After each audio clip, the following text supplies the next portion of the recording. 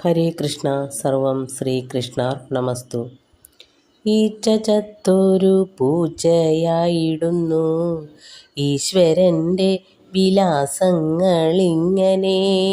കീഴ്മേലിങ്ങനെ മണ്ടുന്ന ജീവന്മാർ, ഭൂമിയിന്നത്രേ നേടുന്നു കർമ്മങ്ങൾ. സീമയില്ലാതോളം പല കർമ്മങ്ങൾ, ഭൂമിയിന്നത്രേ നേടുന്നു ജീവന്മാർ. ഈച്ച ചത്ത് ഒരു പൂച്ചയാകുമെന്നാണ് പറയുന്നത്. ഈച്ചയ്ക്ക് പിന്നെ ഒരു ജന്മം ചിലപ്പം അത് പൂച്ചയായി ജനിക്കാനായിട്ട് സാധ്യതയുണ്ട്. അങ്ങനെ ഈശ്വരൻ്റെ ഇതുപോലെയുള്ള ഓരോ ലീലാവിലാസങ്ങൾ ഇങ്ങനെയൊക്കെയാണ് പോകുന്നതെന്നാണ് പറയുന്നത്.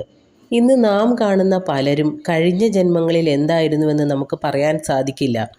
അതായത് ചിലപ്പോൾ ചിലർ എന്താ പറയുക, പക്ഷികളായിട്ടും മൃഗങ്ങളായിട്ടും ഒക്കെ ജനിച്ചവരായിരിക്കും ഈ ജന്മത്തിൽ മനുഷ്യരായിട്ട് ജനിച്ചിരിക്കുന്നത്. അതുപോലെ ഇന്ന് നാം കാണുന്ന പൂച്ചയും നരിയും ഈച്ചയും കൃമിയും ഇതൊക്കെ അവരുടെ കഴിഞ്ഞ ജന്മങ്ങളിൽ മനുഷ്യരായിരുന്നു എന്നൊന്നും നമുക്ക് പറയാൻ സാധിക്കുകയില്ല.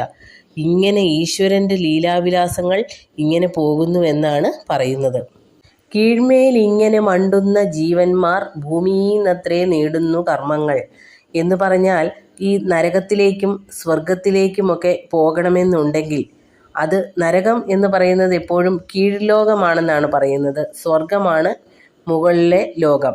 അപ്പോൾ ഈ നരകത്തിൽ കിടന്ന് അലയുന്ന ഈ നരകയാതന അനുഭവിക്കുന്ന ജീവികൾ അല്ലെങ്കിൽ ആത്മാക്കൾ, അവർ ഭൂമിയിൽ നിന്നാണ് അതിനു വേണ്ട കർമ്മങ്ങളൊക്കെ ചെയ്യുന്നത്. ആ കർമ്മഫലമാണ് നരകത്തിലാണെങ്കിലും അഥവാ ഇനി മേൽലോകത്തിലാണ് ചെല്ലുന്നത്, സ്വർഗത്തിലാണ് ചെല്ലുന്നതെങ്കിൽ ആ ഒരു സ്വർഗത്തിൽ അനുഭവിക്കേണ്ട പുണ്യങ്ങൾ മുഴുവനും നേടുന്നത് എവിടുന്നാണ്? ഭൂമിയിൽ നിന്ന് അത്രയാണ്. ഭൂമിയിൽ നിന്നാണ് ഇത് നേടുന്നത്. ഈ ഒരു കർമ്മത്തിൻ്റെ ഫലം നേടുന്നത് ഭൂമിയിൽ നിന്നാണ്. ഇത് സീമയില്ലാതോളം പല കർമ്മങ്ങൾ ഭൂമിയിൽ നിന്നത്രേ നേടുന്നു ജീവന്മാർ. അതായത് നമ്മുടെ കർമ്മങ്ങൾ അനന്തമാണ്, അതിരില്ലാത്തതാണ് നമ്മുടെ കർമ്മങ്ങൾ.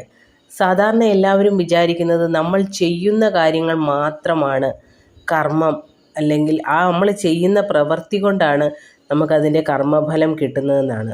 അത് മാത്രമല്ല, നമ്മുടെ പ്രവൃത്തി മാത്രമല്ല നമ്മുടെ കർമ്മം, നമ്മുടെ ചിന്തയും എല്ലാം, നമ്മുടെ വാക്കുകളും ഒക്കെ നമ്മുടെ കർമ്മത്തിൻ്റെ ഫലം നമുക്ക് തരും. നമ്മൾ എന്ത് പ്രവർത്തിക്കുവോ, നമ്മൾ എന്ത് ചിന്തിക്കുവോ, നമ്മൾ എന്ത് പറയുമോ, ഇതൊക്കെ നമ്മുടെ കർമ്മഫലമാണ്, കർമ്മങ്ങളാണ്.